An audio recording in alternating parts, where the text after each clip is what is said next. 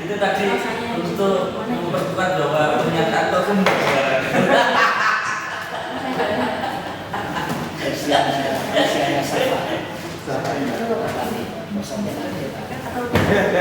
Penyanyi dangdut. Ada itu pemain bulu tangkis usia kakek dia.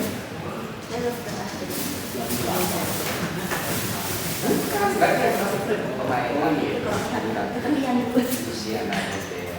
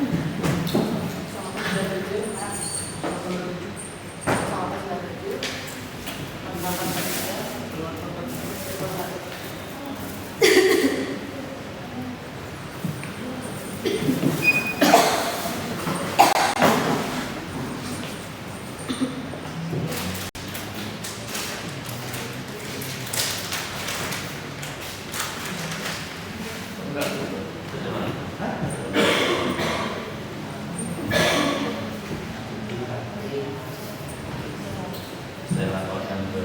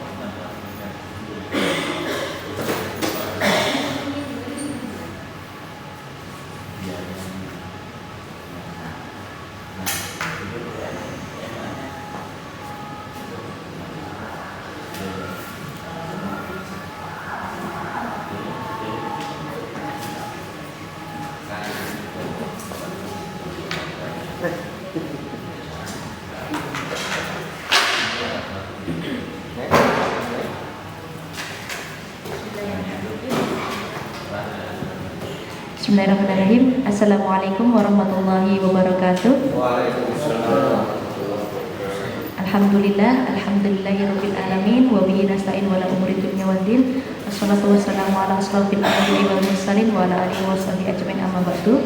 Alhamdulillah, pada kesempatan yang insyaallah berkah ini, hari Sabtu 9 Desember 2023, kita bisa bersama-sama berjumpa kembali di tempat yang insyaallah berkah dengan kegiatan halaqah ilmiah Sabtu pagi. Untuk tema hari ini kita akan membahas tentang Muhammadiyah yang saya kenal. Ada dua presentator atau pembicara yang akan membicarakan terkait tema tersebut. Yang pertama ada Bapak Muhammad Yusuf MPDI, beliau dosen kandidat doktor Muhammad Yusuf MPDI, dosen pendidikan agama Islam Universitas Muhammadiyah Malang. Dan pembicara kedua pembicara kedua ada Ibu Rahmi Amalia MA, dosen ekonomi syariah Universitas Muhammadiyah Malang. Tanpa perlu berlama-lama, langsung saja pemateri pertama saya persilahkan kepada Bapak kandidat Dr. Muhammad Yusuf MPDI. Kami persilahkan. Assalamualaikum warahmatullahi wabarakatuh. Innalhamdulillah. Yang saya hormati Bapak Wakil Dekan 1 Bapak Dr. Boy, dan saya hormati Pak Yai Faridi. Habis khutbah Jumat tadi menjelaskan generasi milenial dan Gen Z, dan Bapak Ibu dosen sekalian yang dirahmati dan dimuliakan Allah Subhanahu wa taala. Pada pagi hari ini saya akan membahas sesuai dengan tema yang sudah diberikan kepada saya, Muhammadiyah yang saya kenal. Dan ini tidak jauh beda dengan teman-teman sebelumnya yang kalau istilahnya Pak Umi adalah mu'alaf. Jadi kalau saya nanti mengawali dengan latar belakang keluarga saya terkait dengan perkenalan saya dengan Muhammadiyah. Saya mulai dari latar belakang keluarga saya. Mungkin ini sebagai bukti saja. Saya dari keluarga veteran. Bapak saya adalah pejuang aslinya adalah Sulawesi, kemudian ditugaskan di Kalimantan, kemudian menikahlah dengan orang Kalimantan. Orang Kalimantan sukunya ada 3, yaitu Dayak, Kutai, dan Banjar. Nah, saya dibesarkan dari lingkungan tentunya tentara. Jadi dulu itu tentara cuma tunggal, kita sebut dengan PPABRI itu. Polisi dan ABRI itu jadi satu. Kemudian kalau bapak saya di atasnya lagi namanya veteran. Dan karena saya dibesarkan dari keluarga yang nasionalis dan bapak saya mengharapkan saya untuk jadi tentara. Kemudian karena saya terlalu pendek gitu kan, jadi nggak masuk tentara, karena tentara minimal batas tingginya itu saya tidak masuk semampai, setengah meter tidak sampai. Nah, tapi kata bapak saya sebenarnya bisa, bukan bagian dari prajuritnya, tapi di bagian rohisnya, karena di tentara itu ada pembinaan mental, rohis disebut. Nah, saya ingin dimasukkan di situ karena memang setiap veteran pensiunan itu punya jatah satu untuk satu orang anak untuk bisa jadi tentara. Nah, karena saya tidak masuk semampai tadi itu, maka sepupu saya yang kemudian masuk. Sekarang dinas di Balikpapan dengan pangkat letnan kolonel. Nah, dari keluarga ibu itu adalah polisi. Jadi saudara ibu saya banyak di polisi, jadi veteran dan polisi. Kemudian saya dari 5 saudara dan saya anak laki-laki terakhir. Nah, yang menarik dari saya sering berdiskusi dan berdebat dengan ayah saya, karena ayah saya adalah veteran pejuang.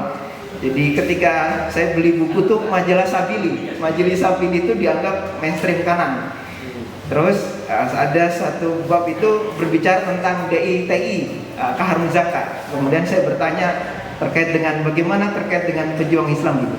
Kaharun Zakat itu dikejar di hutan karena dia ingin mendirikan sebuah negara, namanya negara Islam itu. Bapak saya cerita. Terus bilang bapak saya, kamu boleh ikut organisasi manapun, tapi satu, jangan merongrong pemerintah. Nah, itu yang Allah yarham bapak saya. Meninggal ketika 2008 saya kuliah dengan kabar meninggal, dan keluarga bilang, pemerintah bilang dikuburkan di makam pahlawan, tapi karena keluarga menolak karena terlalu banyak prosedurnya, ya kan, harus berobat, dan kalau mau ziarah juga harus melalui protokoler juga, jadi terlalu ribet, akhirnya dikuburlah di perkampungan perumahan itu. Nah, ini sekilas keluarga saya adalah nasionalis dan religius gitu ya. Nah, kulturnya di Kalimantan itu tidak mengenal NU dan Muhammadiyah. Ya, maksudnya bukan struktural. Yang dipahami di sana adalah kultural, tradisi keagamaannya itu seperti orang NU pada umumnya, tapi bukan struktural. Karena di sana bukan wilayah Gus Durian, di sana lebih ke tuan guru yang lebih dipatuhi dan dihormati. Ini sekilas dari keluarga saya yang semuanya rata-rata adalah tentara dan polisi, dan bapak saya adalah veteran. Jadi kalau saya selama kuliah itu waktu S1 itu dapat kena veteran, jadi tidak membayar SPP. Jadi cukup melampirkan yang ini. Nah, termasuk waktu sekolah juga tidak bayar. Jadi dan selalu dapat santunan tali asih dari gubernur dan bupati itu setiap bulan, dan itu yang saya bayarkan sampai sekarang. Untuk SPP S3 sudah 10 tahun tidak selesai. Jadi dana tunjangan dari pemerintah yang saya bayarkan untuk SPP. Itu nah, ibu bapak sekalian yang dirahmati Allah. Nah, awal mula saya kemudian mengenal Muhammadiyah. Jadi perjumpaan saya dengan Muhammadiyah, karena saya di Stein Samarinda itu saya dikenalkan dengan seorang kakak tingkat yang sudah lulus. Saya lulus 2007, kemudian saya masuk rumah sakit. Kemudian di sini ada Mas Maskur, dia ini ada kader IMM. Karena di Stein Samarinda itu tidak ada organisasi mahasiswa IMM, yang ada cuma PMI, HMI, kami, kemudian Gema Pembebasan yang undergroundnya HT itu. Nah, IMM saya tidak mengenal. IMM itu ketika saya ditelepon sama Mas Maskur, "Sob, mau jadi kuliah di Malang tidak?" Saya bilang, "Kuliah di mana?" "Kuliah di Muhammadiyah Malang." Saya bilang, "Saya mau ngambil," saya buka websitenya Pasca Sarjana, "saya ngambil di psikologi." Terus kata Mas Maskur ini, "Jangan psikologi, karena kamu tarbiyah, maka harus ngambil magister agama." Nah, lewat beliaulah kemudian saya mengetahui tentang Muhammadiyah, tapi beliau tidak mengenalkan dia adalah IMM. Karena PAN lebih banyak di sana, sehingga saya tahunya Muhammadiyah itu ya PAN pada saat itu. Nah, lalu saya kuliah di Muhammadiyah lewat Pak Maskur itu, didaftarkan. Jadi prosedur pendaftaran Pak Maskur semua yang nguruskan itu. Nah, saya tinggal datang ke Malang kuliah. Itu perkenalan saya. Kemudian dari Pak Maskur itu kemudian saya mengenal Pak Soleh Subagja, Hamdani. Nah, Faruk itu saya kenal, Rahmadi itu saya kenal dengan Maskur, Soleh Subagja, lalu memperkenalkan saya dengan Faruk dan Rahmadi.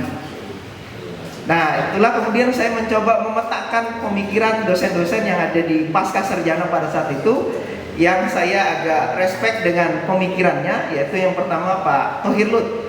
Karena pemikirannya itu memang agak sedikit, kalau saya memahaminya agak sedikit barbaran kadang kalau Pak Thohir kalau ngomong. Ketika dia mengatakan, "Kenapa tidak cingkrang dan tidak jenggotan?" Saya dibilangi tidak mencium bau surga. Kata Pak Thohir, "Saya memang tidak mencium bau surga karena saya sudah di dalam surga. Kalau kamu kan masih di luar surga." Gitu.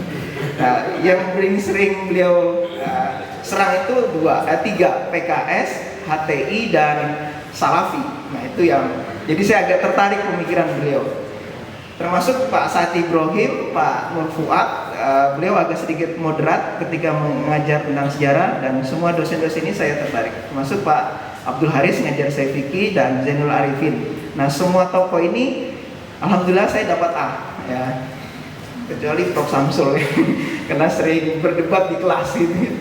Nah, sering berbeda pandangan dengan beliau. Nah, kemudian saya lanjutkan tata cara ibadah mahdoh. Nah, di tempat saya, lingkungan saya, sebenarnya yang terkenal itu cuma Persis, Salafi, sama Nurul Haq. Nah, saya lebih banyak baca buku Persis. Tanya jawab Persis itu saya baca dan tamat 1, 2, 3 dan seterusnya saya tamat. Nah, kemudian saya mengenal Muhammadiyah. Sepertinya Persis Muhammadiyah itu ada kemiripan, termasuk di Salafi. Sehingga keluarga saya bilang, "Kayaknya kamu ini Muhammadiyah," gitu kan? Padahal saya tidak punya kartu Muhammadiyah dan seterusnya. Tapi keluarga saya sudah mengatakan Yusuf itu orang Muhammadiyah karena nggak pernah pakai sarung, nggak pernah pakai kopiah, kan? Nah, dan nggak mau tahlilan. Keluarga meninggal juga tidak pernah ikut tahlil katanya, dan seterusnya. Jadi, nah itu yang membuat saya tertarik dengan cara ibadah Muhammadiyah itu. Nah, kemudian ada paham keagamaan Muhammadiyah yang sangat saya tertarik. Muhammadiyah lebih toleran dalam hal konteks furu'iyah. Dia tidak selalu ekstrim kanan atau membid'ahkan orang, juga tidak juga menyalahkan orang. Itu Muhammadiyah kita sebut dengan moderasinya, beragamanya lebih, saya tertariknya di situ. Kemudian Muhammadiyah juga berbicara tentang hukum musik, Muhammadiyah tidak mengharamkan musik, lebih condong menurut pendapat Yusuf Al-Qaradawi. Jadi tidak mengharamkan selama musik itu tidak melalaikan. Nah, itu pandangan Muhammadiyah yang saya sangat tertarik. Kemudian pembagian tauhid. Nah, karena saya tidak terlalu menyukai dengan istilah sifat 20 karena mungkin baca-bacaan itu, kemudian saya lebih menyukai terkait dengan pembagian tauhid yang terbagi.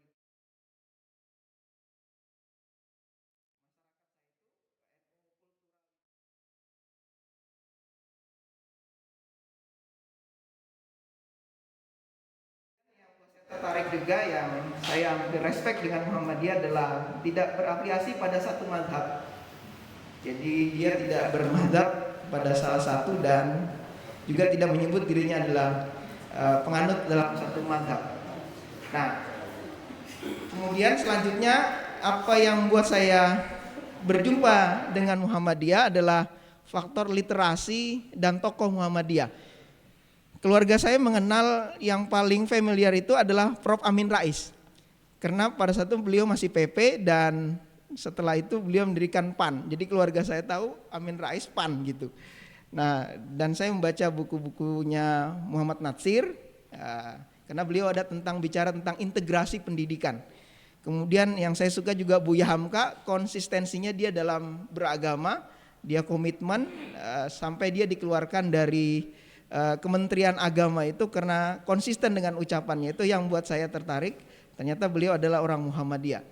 Dan saya juga baca pemikiran-pemikiran Adian Husaini. Ini yang membuat saya menjadi sedikit melakukan perlawanan terhadap dosen-dosen saya yang berseberangan cara berpikirannya ketika di kelas itu dari S1. Karena mazhabnya di Kalimantan itu Stein itu rata-rata yang dipakai itu Nurholis Majid kitabnya, dan itu saya baca juga sehingga menghadirkan satu Muksid Al-Ghazali, kemudian menghadirkan Ulil Absar Abdallah sering ke kampus juga, kemudian Said Agil Sirot juga dihadirkan, kemudian Tarekat Nasabandia juga dihadirkan. Nah, itu jadi pergolakan pemikiran itu, bacaan-bacaan itu juga mempengaruhi, dan Prof. Din Samsudin. Nah, tokoh dan literasi ini yang sangat saya tertarik sehingga saya menyukai terkait dengan Muhammadiyah itu. Nah, terakhir faktor lingkungan. Nah, lingkungan tempat saya tinggal di Kalimantan itu memang kulturnya Muhammadiyah. Jadi kalau saya ikut pengajian Muhammadiyah itu sekitar 3 kilo sampai 5 kilo saya baru bisa ikut kajiannya, dan itu tiap rutin malam Senin. Kemudian masjid itu kena tercampur, di situ ada Muhammadiyah, ada Persis, juga ada Salafi, ada kasus Amrozi yang pada saat itu lagi tren, kemudian masjidnya dibubarkan dan diganti Masjid Al-Mujahidin, diganti masjid apa saya lupa itu, karena kalau tidak salah ada yang lari ke Kalimantan itu untuk bersembunyi, Pak, adiknya. Nah, yang menyembunyikan, mencarikan tempat itu yang isi pengajian di tempat saya itu gitu kan. Nah, dia membantu fasilitasi untuk lari ke Kalimantan sembunyi itu. Beliau cerita dengan saya. Nah, setelah itu beliau ketangkap, mungkin dianggap bagian dari menyembunyikan teroris itu. Nah, sempat kaget juga pada saat itu. Nah, saya mengenal dengan ustadz-ustadz yang sekarang jadi PWM yang di-share Pak Prof. Tobroni, itu Ustadz Siswanto. Beliau sebenarnya orang Persis. Beliau ini alumni Persis, cuma ngisi di Muhammadiyah, dan beliau dulu caleg dari DPD. Saya nggak tahu apakah jadi atau tidak. Kemudian beliau lari mencalonkan diri dari partai PAN. Itu saya mengenal beliau, Siswanto. Kemudian Ustadz Rahmat Suud, alumni dari Malaysia, beliau juga orang Muhammadiyah, dan Dr. Agus Sukaca. Ini perkenalan saya dengan Muhammadiyah. Dan saya tidak tahu Muhammadiyah itu ternyata ormas. Yang saya tahu Muhammadiyah adalah seperti amal ibadah, seperti hal-hal yang biasanya itu. Nah, saya baru tahu Muhammadiyah itu ormas ketika saya mondok di rumah Pak Kiai Haji Jupri Reksana. Di situ ada pondok, karena saya bilang, karena saya kuliah, saya kosnya di belakang ITN. Jadi kalau angkotnya kalau malam sudah, karena dulu di Malang itu jam 8 itu angkot sudah tidak ada, jadi harus jalan kaki. Nah, akhirnya saya rencananya kayaknya sepertinya saya harus dekat perpustakaan agar saya cepat selesai dan cepat pulang. Akhirnya ditawarilah pondok Muhammadiyah, tempatnya Pak Jufri itu. Nah di situ saya intens belajar tentang pergerakan Muhammadiyah itu, dan saya mengenal Orto Muhammadiyah dan aktivis IMM yang ada di situ. Kemudian menghadirkan tokoh-tokoh untuk mengisi kajian di tempatnya Kiai Jufri, dan saya juga menggantikan beliau kalau khutbah Jumat. Kemudian di situ ada yang isi Ustadz Gonda, Pak Asim Padepokan, kemudian Ustadz Zul Mubarak. Nah, yang menarik di sini adalah Pak Boy. Pak Boy ini waktu saya kuliah di Pasca, Pak Thohir itu sering bilang, Pak Boy itu adalah pemuda Muhammadiyah. Walaupun beliau liberal, ternyata dia rajin baca Quran juga. Artinya beliau ini Qurani juga katanya. Nah, dari situ kemudian saya penasaran dengan Pak Boy itu, yang mana orangnya gitu kan. Nah, saya kemudian mondok di Pak Asim, Pak Jufri, kemudian Pak Boy mengisi kajian pada baru saya paham, oh ini tuh ternyata Pak Boy. Itu pada saat itu beliau masih S2 dan beliau menjelaskan perjalanan beliau kuliah sampai ke Australia pada saat itu. Itu yang dapat saya sampaikan. Mohon maaf jika ada salah kata, dan terima kasih. Assalamualaikum warahmatullahi wabarakatuh. Terima kasih Pak Yusuf. Jadi kalau di Kalimantan NU atau Muhammadiyah itu lebih bersifat kultural ya Pak ya, daripada struktural. Baik, berikutnya saya persilahkan kepada pemateri kedua Ibu Rahmi Amalia MA. Kami persilahkan.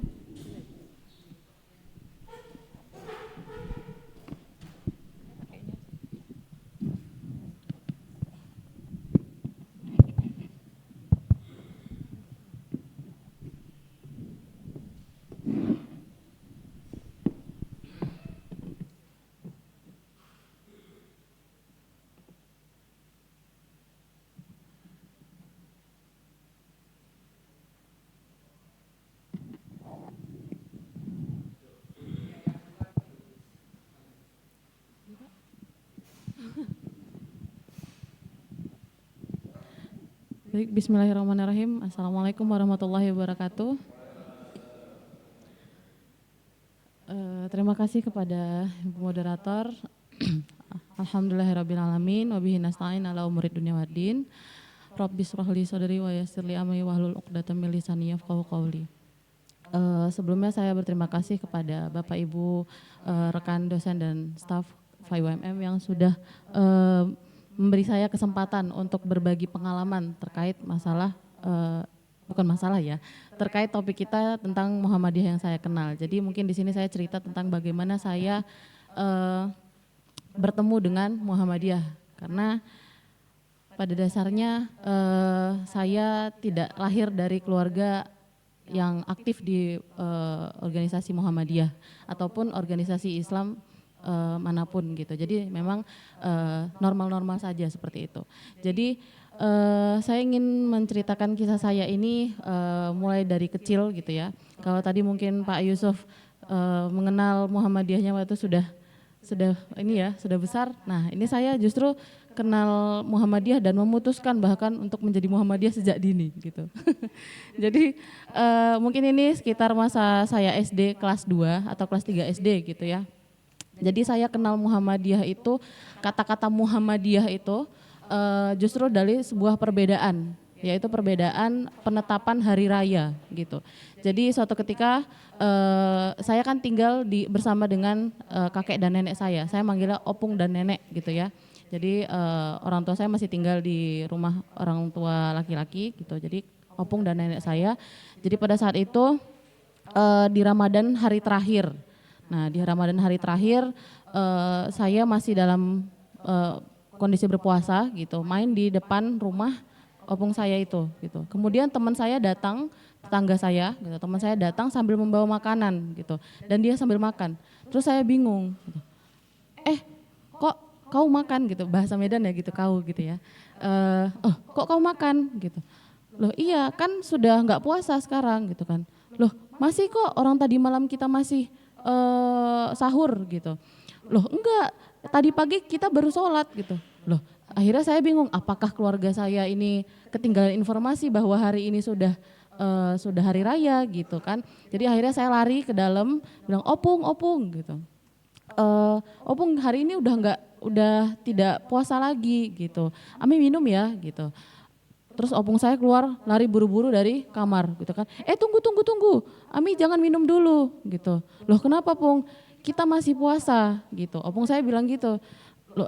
Loh enggak Pung. Teman tadi bilang kalau misalnya hari ini udah hari raya gitu. Yang saya ingat adalah opung saya bilang itu karena dia Muhammadiyah gitu. Muncul pertanyaan Rahmi kecil ini gitu kan. Muncul pertanyaan, loh emang kita apa gitu. Opung saya bilang kalau kita ikut pemerintah, jadi Rahmi kecil pada saat itu muncul pemikirannya bahwa oh berarti ada Islam Muhammadiyah, ada Islam pemerintah gitu. Jadi pada saat itu saya berpikir bahwa oke, tahun depan saya akan ikut Muhammadiyah gitu. Kenapa? Karena hari raya duluan gitu. Nah karena hari raya duluan pada saat itu kondisinya opung saya itu sering nonton berita terkait masalah pada saat itu seperti kerja pemerintah itu agak cukup lamban gitu. Jadi saya yang masih polos ini berpikir mungkin karena pekerjaan pemerintah cukup lamban tadi sehingga cukup lamban juga menentukan hari raya tadi. Jadi saya mikir tahun depan saya jadi Muhammadiyah aja gitu. Jadi sesederhana itu. Sepolos itu saya waktu mengetahui tentang Muhammadiyah dan langsung memilih menjadi Muhammadiyah sejak dini tadi gitu ya.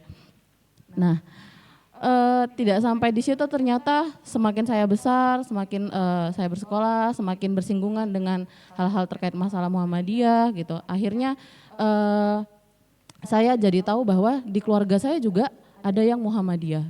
Warga Muhammadiyah gitu. Jadi sejak tahu ada perbedaan hari raya tadi, akhirnya saya semakin mengamati ya di keluarga saya itu ternyata ada yang di masa saya hari rayanya itu jarang bareng gitu. Jadi saya lihat nenek saya dan tante saya itu ada yang sering lebaran duluan gitu. Nah jadi dari situ saya mengetahui bahwa ternyata di keluarga saya sendiri itu ada yang Muhammadiyah. Jadi nenek saya dari mama gitu. Nenek saya dari mama itu Muhammadiyah. Kemudian juga nenek saya bersama dengan tante saya itu aktif di kegiatan Muhammadiyah meskipun mereka bukan secara struktural gitu. Jadi tapi mereka sangat aktif mengikuti kajian-kajian di Muhammadiyah. Jadi kegiatan apapun di Muhammadiyah tidak hanya pada saat pengajian saja, tapi kegiatan-kegiatan yang dibuat oleh ranting sekitar rumah mereka itu justru mereka ikut menjadi simpatisan di situ gitu. Nah, jadi saya tanya kepada tante saya manggilnya ibu gitu. Ibu Muhammadiyah itu karena ini ya, karena nenek ya gitu. Nah, dari situ saya tahu ternyata diceritakan, enggak, ibu kan angku itu adalah kakek saya, kakek dari mama, panggilannya angku. Angku itu kan dulu pengurus ranting gitu. Nah, saya baru tahu justru lebih dekat lagi, tidak hanya seperti nenek saya dan tante saya itu, justru kakek saya dulu sudah lebih jauh menjadi pengurus gitu di ranting sekitar lingkungan tempat tinggal mereka. Nah dari situ saya tahu bahwa keluarga saya juga ada yang Muhammadiyah gitu. Nah kemudian saya juga tahu bahwa beberapa sepupu saya itu sekolah di SD dan SMP favorit Muhammadiyah di Medan gitu. Kan saya tinggal di Medan. Nah jadi saya mengenal Muhammadiyah, eksistensi dari Muhammadiyah itu dari kegiatan-kegiatan yang dilakukan oleh keluarga saya, beberapa keluarga saya, dan juga dari amal usaha yang tersebar di kota Medan gitu. Jadi dulu sempat saya mengetahui bahwa apa itu Muhammadiyah itu nama sekolah gitu. Nah kemudian apalagi sepupu-sepupu saya juga bersekolah di SD dan SMP favorit di Muhammadiyah. Nah karena mereka sekolahnya di Muhammadiyah, jadi semua sepupu saya yang di sekolah di Muhammadiyah itu cenderung berprestasi gitu, banyak prestasinya. Jadi saya mikir, orang-orang Muhammadiyah itu pinter-pinter ya gitu. Jadi dari situ saya mengenal, ternyata kok jadi orang Muhammadiyah itu banyak prestasinya, banyak ilmunya, banyak taunya gitu. Karena memang sepupu-sepupu saya yang sekolah di sekolah Muhammadiyah ini gitu cenderung menonjol dalam hal keilmuan gitu, aktif gitu, banyak prestasinya. Jadi iri baik lah ya, pada saat itu saya pengen waktu itu masuk di sekolah Muhammadiyah, tapi ternyata karena di sekitar lingkungan tempat tinggal saya itu tidak ada sekolah Muhammadiyah, akhirnya ya di sekolah Islam biasa gitu. Nah, ada hal unik yang saya rasakan di Medan gitu. Sehingga saya tahu ada Muhammadiyah, ada eksistensi bahwa ada persyarikatan Muhammadiyah, dan ini belum saya temukan di daerah sini gitu, atau selama saya tinggal di Jawa itu di Jogja dan di sini itu saya belum menemukan keunikan yang seperti yang ada di Medan. Mungkin beberapa daerah Sumatera juga seperti ini gitu. Ya Pak Arif ya, emang. Oh iya belum. Jadi di Medan itu ada namanya Masjid Taqwa gitu. Jadi kalau misalnya kita katakan bahwa Masjid Taqwa itu semua udah tahu bahwa ini adalah masjid yang di bawah naungan Muhammadiyah gitu. Jadi hampir 90% lebih masjid-masjid yang dinaungi oleh Muhammadiyah, yang diatur oleh Muhammadiyah itu dinamakan Masjid Taqwa gitu. Jadi waktu saya setelah menikah kemudian nyampe di Malang, kemudian mertua selalu mempesankan kepada suami saya gitu, dicari ya kajiannya di Masjid Taqwa gitu. Akhirnya kita nyari di waktu itu saya pertama kali di Batu gitu ya, tinggal Masjid Taqwa di mana gitu. Masjid Taqwa ada, ternyata Masjid Taqwa, tapi kok nggak ada logo ininya, logo Muhammadiyahnya gitu. Ternyata kita juga baru tahu bahwa ternyata itu hanya keunikan yang ada di daerah kita sana gitu. Jadi Masjid Taqwa, jadi semua namanya Masjid Taqwa. Yang membedakannya hanya di akhirnya itu ada nama daerahnya gitu. Seperti ini Masjid Taqwa Muhammadiyah Tanjung Sari, berarti dia di daerah Tanjung Sari, seperti itu. Nah jadi karena banyaknya Masjid Taqwa di Medan, cukup menjamur ya, banyak sekali Masjid Taqwa di Medan itu, sehingga saya tahu bahwa ada persyarikatan Muhammadiyah di Kota Medan dan itu sangat kuat gitu. Salah satu organisasi Islam yang kuat di Kota Medan gitu. Nah sepanjang saya semakin lama semakin bertumbuh, kemudian jujur saya belum sampai saya S2 itu saya belum ada memfokuskan diri untuk mendalami seperti Pak Yusuf tadi, mendalami ajaran atau yang diajarkan dalam Muhammadiyah gitu. Jadi saya masih ikut seperti orang tua saya, masih normal-normal aja gitu ya, masih seperti ikut pemerintah tadi versinya gitu ya. Nah tapi muncul ketertarikan dengan Muhammadiyah sejak saya S2 karena kajian penelitian saya saat S2 itu adalah fokus penelitian tentang filantropi, khususnya tentang wakaf uang gitu.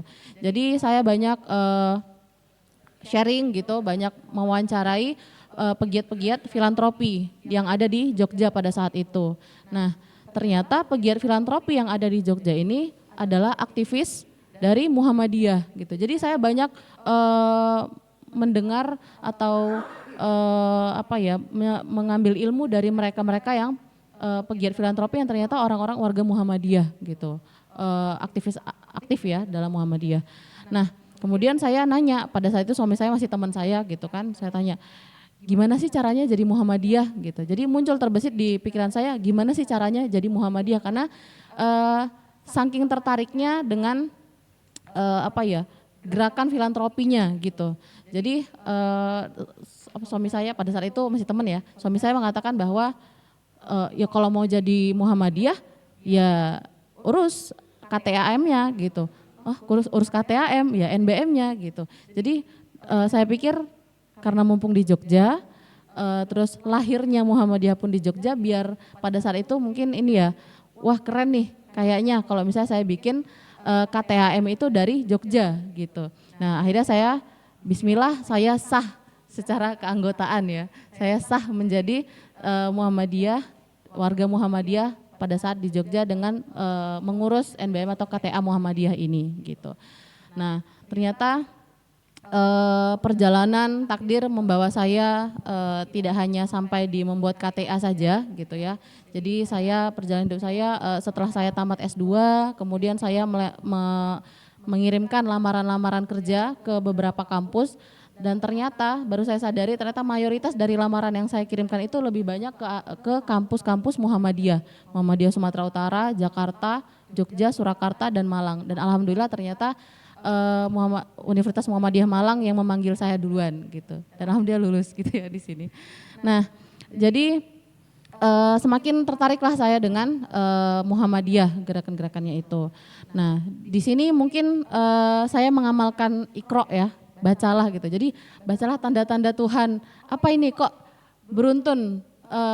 Mulai saya setelah saya punya KTAM kok langsung bekerja di Muhammadiyah dan sebagainya gitu. Semakin interest gitu dengan Muhammadiyah gitu. Jadi saya membaca tanda-tanda, oh apakah Allah sedang menyuruh saya untuk ya sudah kamu langsung aktif saja gitu di organisasi ini gitu. Karena kamu sudah tertarik, kamu sudah masuk di dalamnya, kenapa tidak diilhami aja berkhidmat di dalamnya gitu. Nah, dan ini mungkin juga bentuk dari law of attraction masa kecil saya yang saya bilang, oke, saya mau jadi Muhammadiyah gitu. Rahmi kecil tadi mengatakan, oke, saya mau jadi Muhammadiyah, ternyata diamini gitu. Dan takdir mengantarkan saya sampai di UMM, di mana di tengah-tengah warga Muhammadiyah yang benar-benar aktif dalam menjalankan ajaran-ajaran Muhammadiyah tadi gitu. Jadi saya banyak tidak hanya membaca teori saja, tapi langsung melihat langsung apa yang dipraktekkan oleh warga Muhammadiyah yang ada di UMM ini gitu. Dan ternyata mungkin Iqra saya tadi tidak hanya sampai di Iqra ya, tapi Iqra bismi rabbikal ladzi khalaq, selesai gitu ya. Jadi diamini lagi ternyata saya lebih dikenalkan dengan Muhammadiyah tadi dari jalur pernikahan gitu. Beberapa bulan setelah saya masuk UMM, akhirnya saya di ACC boleh nikah, karena waktu S1 saya mau nikah, saya nggak dikasih oleh mama saya gitu. Kata mama saya, loh kemarin katanya mau S2 gitu. Waktu S2, loh kerja dulu gitu. Nah setelah kerja baru dibolehin. Nah setelah dibolehin menikah itu beberapa bulan setelah masuk UMM, saya bertemu dengan suami, bukan bertemu dengan suami ya, akhirnya saya diperbolehkan menikah gitu dengan suami saya yang ternyata warga Muhammadiyah dan tulen gitu ya. Kenapa tulen saya bilang, karena ayah mertua saya itu merupakan salah satu jajaran pimpinan wilayah Muhammadiyah Sumut dan aktif dalam mengisi kajian dan selalu mengajak kita untuk ngaji gitu. Jadi budaya di keluarga suami saya itu ya pengajian gitu. Jadi harus biasakan diri untuk pengajian gitu. Jadi ini barangkali ada yang kenal sama ayah mertua saya. Kalau nggak kenal nggak apa-apa Pak. Ini Bapak Sarwa Edi. Jadi Bapak itu merupakan pada saat saya menikah itu masih menjadi jajaran pimpinan wilayah Muhammadiyah Sumatera Utara dan juga ini dosen di Universitas Muhammadiyah Sumatera Utara gitu. Jadi alhamdulillah saya diterima di keluarganya, karena alhamdulillah saya udah di UMM gitu kan kedekatan emosional ya, kedekatan emosional sesama Muhammadiyah gitu. Padahal saya yang harus banyak belajar dari keluarga suami saya ini. Nah, dan yang hal yang sangat membantu saya untuk mengenal Muhammadiyah ini karena apa yang dilakukan oleh Bapak gitu kan kepada anak-anak itu menurun gitu. Apa yang dilakukan oleh Bapak yaitu aktif dalam pengajian, mengisi kajian dan pengajian gitu. Ini sangat menurun kepada anak-anaknya gitu. Itu sudah dibudayakan dari sejak kecil gitu. Jadi setelah saya menikah gitu, hal yang menjadi pertama kali diajak oleh suami saya itu adalah yuk rajin kajian ya gitu. Jadi pengajian itu di keluarga mereka itu tradisi yang harus dipertahankan, harus gitu. Bukan perlu dipertahankan tapi harus dipertahankan gitu. Nah, dari jalur pernikahan inilah saya tidak hanya menyempurnakan agama gitu ya, kan menikah menyempurnakan agama ya. Jadi saya tidak hanya menyempurnakan agama tapi juga berusaha menyempurnakan bagaimana Muhammadiyah saya gitu. Jadi melalui keluarga suami saya gitu. Ini kata-kata yang saya ingat dari suami saya ya. Jadi quotes-nya Rahmi husband gitu. Bucin banget ya kayaknya. Jadi pada saat saya jatuhnya saya yang bawa suami saya mengajak suami saya yang ke Malang gitu kan. Nah, jadi pada saat di sini pada saat mencari Masjid Taqwa tadi yang tidak ketemu tadi itu suami saya mengatakan bahwa kita harus rajin kajian ya, karena pengajian itu adalah amal yang harus diusahakan gitu. Jadi harus ngaji karena sekalipun kita sudah tahu apa isi kajiannya itu, tapi kita butuh siraman rohani terus ya. Dan saya senangnya selama saya kajian di Muhammadiyah itu enggak hanya tentang ibadah-ibadah saja gitu, tapi bagaimana tatanan hidup juga diatur dalam kajian-kajian yang ada di Muhammadiyah gitu. Jadi kurang lebih itulah bagaimana saya mengenal Muhammadiyah dan perkenalan saya terhadap Muhammadiyah. Lebih dan kurang saya mohon maaf. Saya kembalikan pada moderator. Assalamualaikum warahmatullahi wabarakatuh.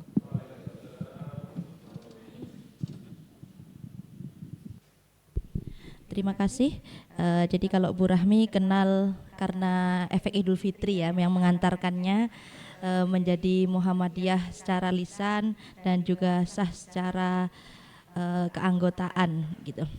Baik, ada waktu sekitar 10 menit jika sesuai jadwal. Barangkali ada Bapak Ibu yang ingin bertanya, kami persilakan. Oke, Pak Imam. Oh, monggo Pak Hakim.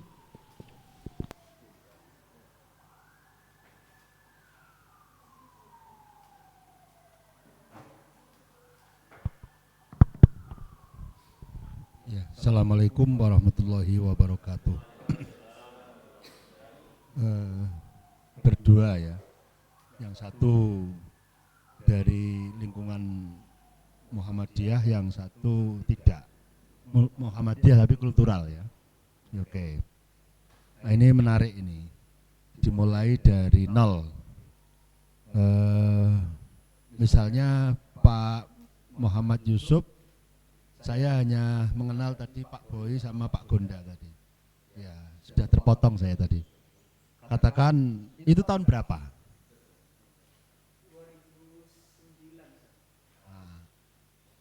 2009. Oke. 1 tahun ya. Itu sebaiknya ditandai ya. Kapan, bukan kapan Muhammadiyahnya ya. Saya juga sulit menandai saya kapan Muhammadiyahnya itu. Ada kurang lebih lah ya. Pertemuan dengan siapa yang Anda tergerak untuk masuk di Muhammadiyah secara ya lebih lah.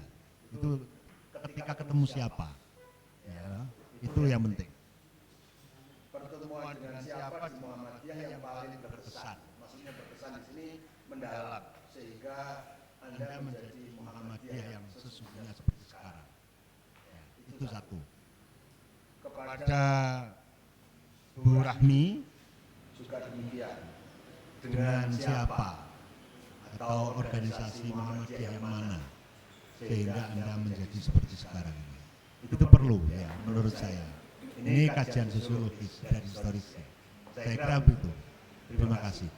Bu Rahmi ya, Pak Yusuf. Itu saja. Terima kasih Pak Hakim. Berikutnya kepada Pak Imam. Monggo. Pak Imam ini.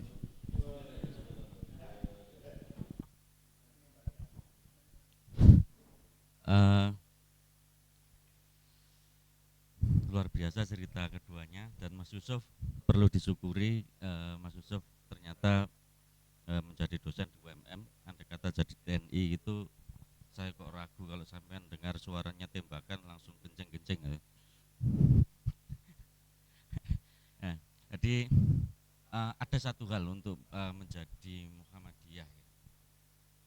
Saya sendiri, saya pribadi ya, sekarang saya tidak tahu, walaupun saya dilahirkan dari keluarga Muhammadiyah, sekolah terus di Muhammadiyah, hanya kuliah saja yang tidak pernah di Muhammadiyah, mungkin itu, tapi sekolah, organisasi semua di Muhammadiyah. Tapi saya sekarang merasa tidak Muhammadiyah ketika saya menjabat, dimasukkan di keanggotaan di pimpinan daerah Kota Malang. Kenapa saya katakan demikian? Karena untuk menjadi Muhammadiyah itu bukan klaim, tapi apa yang bisa kita lakukan untuk Muhammadiyah. Itu setelah saya benar-benar tergabung di Majelis Wakaf. Kenapa demikian? Ya, Mas. Jadi, ya alhamdulillah, untuk menjadi Muhammadiyah tidak perlu kemudian itu kita harus terlahir dari rahim ibu dari bapak yang Muhammadiyah, memang tidak. Kenapa saya katakan seperti itu? Karena kemarin itu terus terang saya benar-benar saya merasa tidak Muhammadiyah itu. Kenapa? Karena ketika teman-teman di majelis wakaf itu, yang saya kira Pak Hakim ya beberapa kali pernah bertemu dengan beliau-beliaunya. Saya yang di sini bekerja sebagai dosen, bekerja sebagai yang mengajar, yang saya sudah merasa setuju sekali. Mereka itu bekerja di lapangan, dimanapun ada masalah langsung datang, harus selesaikan, punya ada masalah langsung. Saya kira awalnya saya menganggap bahwa mereka itu sudah selesai dengan kehidupannya.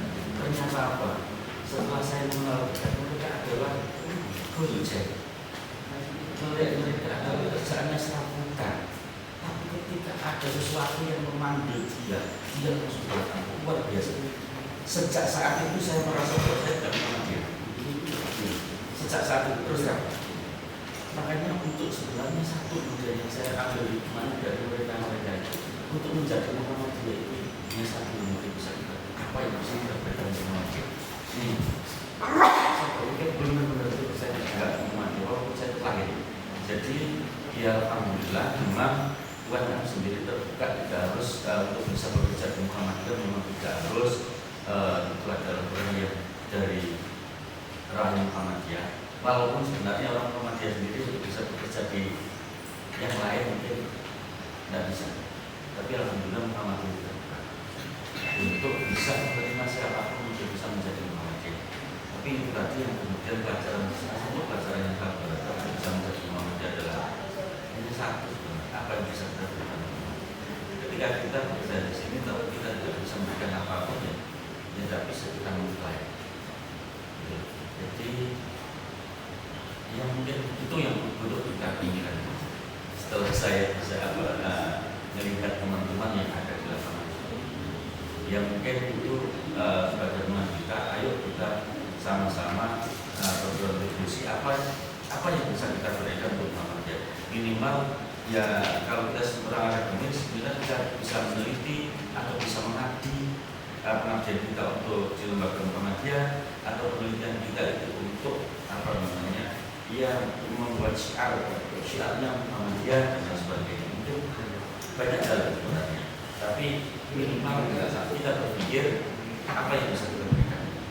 Saya kira terima kasih. Nggak tahu ini pertanyaan sebenarnya yang bisa dijawab dari hanya masuk atau tambahan yang bisa dijawab mungkin dari Pak Hakim tadi. Saya terima kasih. Assalamualaikum warahmatullahi wabarakatuh. Masih ada lagi barangkali Bapak Ibu yang akan bertanya? Sudah cukup baik. Pertanyaan ini berarti untuk Pak Imam statement ya. Jadi untuk menjadi Muhammadiyah itu apa sih yang kita bisa berikan untuk Muhammadiyah? Sedangkan untuk dari pertanyaan Pak Hakim, pertemuan dengan siapa baik itu Pak Yusuf maupun Bu Rahmi yang berkesan sehingga menjadi Muhammadiyah yang seperti saat ini atau yang sesungguhnya? Mungkin Pak Yusuf. Saat ini belum sesungguhnya ya.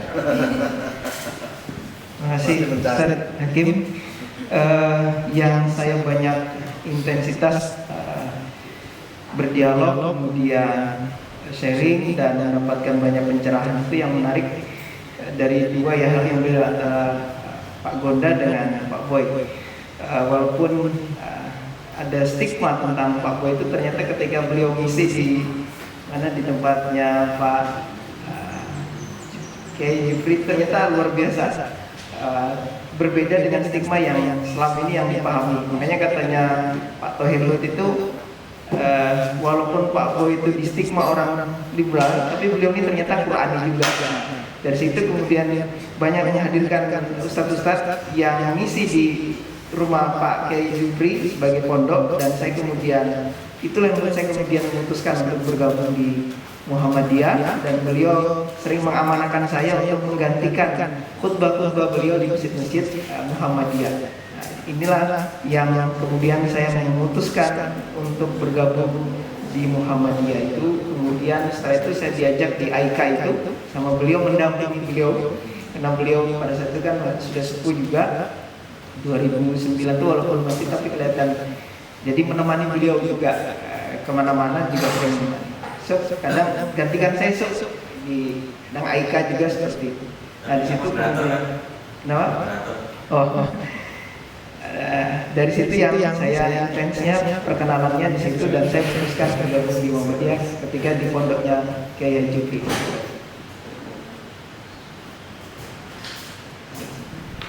Pak Boy tadi seberapa jauh? Pak Boy itu lebih ke dari sisi apa ya? Ilmu. Keilmuannya Pak Boy sangat luas sekali tentang pemikiran.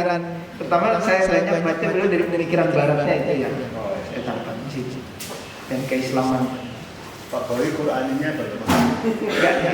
Qur'aninya itu menurut Pak Tohir, artinya Pak Tohir bilang walaupun istilah Pak Boy liberal, ternyata beliau Qur'ani juga. Artinya beliau rajin baca Qur'an gitu, katanya Pak Tohir. Pak Boy selamat ya. Itu. Terima kasih Pak Yusuf. Dan tepuk tangan kita semuanya ya.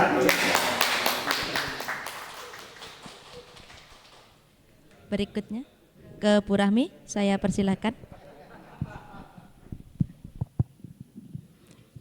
Ya, terima kasih kepada Pak Nur Hakim atas pertanyaannya. Kalau yang sangat berkesan sama saya, jujur ya memang suami saya ya, karena deep talk juga itu banyak sekali saya pertanyakan tentang perbedaan-perbedaan yang terjadi di ya deep talk Pak. Deep talk. Jadi saya sering diskusi menanyakan hal-hal yang kalau misalnya sama suami kan saya bebas ya mau ngomong hal ini dan hal itu gitu kan. Saya menanyakan tentang kok Muhammadiyah seperti ini, kok saudara kita di NU seperti ini seperti itu gitu. Jadi banyak saya mempelajari terkait masalah gerakan-gerakannya, kemudian pertanyaan-pertanyaan remeh-temeh saya yang rasanya saya sungkan kalau nanya langsung kepada orang-orang lain gitu. Jadi saya nanyanya banyak, yang sangat berkesan itu ya memang suami saya gitu. Tapi kalau misalnya harus di luar dari suami saya itu, saya mungkin sangat berkesan pada saat saya membuat KTHM ini, karena memang pada saat itu saya kan pasti tidak aktif di ranting gitu, saya tidak aktif di pengajiannya gitu, tapi saya dibantu oleh dosen saya namanya Prof Samsul pada saat itu di UGM, dia sebagai penguji tesis saya pada saat itu, penguji 2. Nah jadi beliau mengatakan kalau misalnya mau bikin KTA gitu, ya memang harus aktif dulu pengajian di ranting. Nah kemudian saya diarahkan ke kenalan beliau di Godean. Makanya saya KTA saya itu dari Godean gitu. Jadi diarahkan ke sana ke kenalan beliau. Aduh saya jadi merasa berdosa, ibu apa ya? Karena ibunya baik banget memang. Aduh maaf ibu. Saya lupa nama beliau. Jadi saya selalu di WA. Mbak ini kita mau pengajian gitu kan, ayo ikut gitu. Jadi saya tidak merasa asing pada saat itu di situ gitu. Saya seperti diterima baik di situ untuk mengikuti kajiannya. Jadi 3 atau 4 kali saya ikut, barulah saya dikasih tanda tangan dan stempel yang dari ranting itu untuk mengurus kartu Muhammadiyah tadi. Dan ya saya jadi lebih merasa berdosa karena setelah saya dapat tanda tangan, kemudian 2-3 kali saya hilang gitu. Dan memang karena waktu itu kesibukan mau wisuda dan lain-lain gitu ya. Dan setelah itu kan saya berangkat balik ke Medan gitu. Jadi sejak saat itu saya sudah tidak aktif lagi pengajian di ranting gitu, di masjid pada saat itu. Kemudian saya mulai aktif lagi ya setelah menikah ini. Makanya yang top one-nya itu berkesannya itu ya sama suami gitu. Banyak berbicara diskusi tentang Muhammadiyah itu dengan suami gitu, kurang lebih Pak.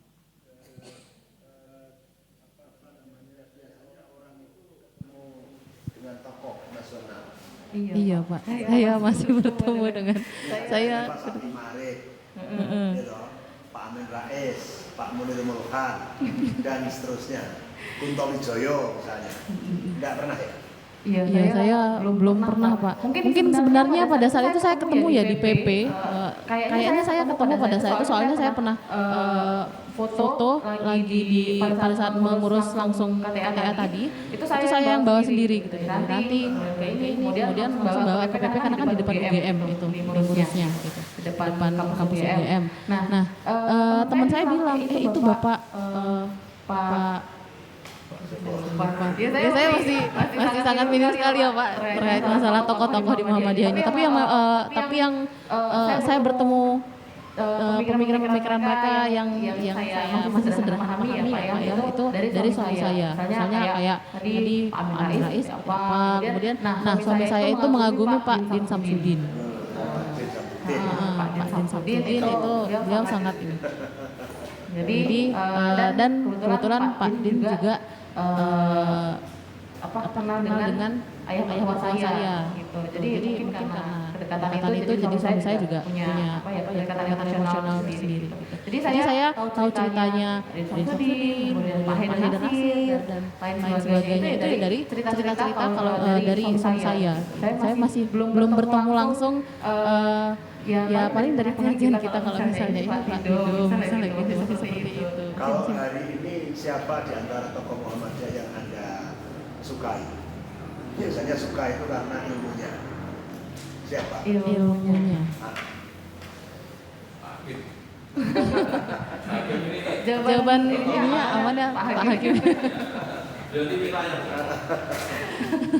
Gimana Mbak atau Bu siapa? Bu Rahmi. Saya karena ini ya Pak ya, masih sangat harus banyak belajar lagi ya. Jadi saya memang fokusnya itu sama yang Stop PP aja Kalau gitu. filantropi ekonomi siapa? Saya waktu itu senangnya karena film natif. Siapa? Waktu itu saya pernah ketemu dengan film natif di UMY. Jadi saya tertarik dengan filantropi itu ya karena itu juga. Beliau yang aktif dalam dunia filantropi. Jadi seperti itu. Jadi banyak saya dulu senang, lagi kan cukup good looking juga. Ya masih muda. Pada saat itu kan saya masih single ya. Wah, good looking terus kemudian paham beliau tentang filantropi juga luar biasa. Jadi saya banyak kadang-kadang mengutip apa yang beliau isi ceramah beliau kan tentang zakat, kemudian tentang wakaf gitu. Nah, itu yang saya parafrase menjadi bagian tesis saya itu di perfilman natif. Sekarang Anda di kampung sini menjadi apa di Muhammadiyah atau Asia? Jadi saya baru saja jadi anggotanya Pak Yusuf ya. di PDM Majelis Tablik. Tapi karena pada saat dilantik itu saya lagi hamil besar Pak dan sudah mau lahiran pada saat, jadi belum aktif lagi. Karena memang selama ini saya aktifnya pengajiannya itu ya di PDM itu sama suami saya. Jadi belum aktif lagi. Maaf ya Pak Yusuf. Jadi maksud saya tadi pertanyaan itu memancing Anda, ya toh, dan Anda sudah menjelaskan. Dan penjelasan Anda saya kira perlu diteruskan untuk bermuhammadiyah. Ya, becoming Muhammadiyah masih harus diteruskan. Demikian Pak Yusuf juga jangan berhenti di situ ya Pak Yusuf ya. Nah, diteruskan juga kedua-duanya. Saya kira itu yang penting. Ya toh. How to-nya silakan dicari sendiri. Kita tepuk tangan untuk beliau berdua ya. Terima kasih Pak Hakim. Terima kasih. Baik, terima kasih kepada presentator Bu Rahmi dan juga Pak Yusuf atas materi tentang Muhammadiyah yang saya kenal baik di Medan maupun di Kalimantan. Karena waktu juga sudah melebihi yang ditargetkan begitu ya. Jadi ini tidak ada kesimpulan karena memang ini mengenai untuk terus tentunya harapan dari semua pimpinan yang ada di universitas ini, semua yang ada atau semua orang atau sivitas akademika yang ada di Muhammadiyah Malang untuk terus becoming Muhammadiyah seperti itu. Mungkin begitu saja kajian atau halaqah ilmiah Sabtu pagi pada hari ini. Marilah kita tutup dengan bacaan hamdalah dan kafaratul majlis. Alhamdulillahirabbil alamin, subhanakallahumma wa bihamdika asyhadu an la ilaha illa anta astaghfiruka wa atubu ilaik. Saya akhiri untuk pertemuan hari ini. Wassalamualaikum warahmatullahi wabarakatuh.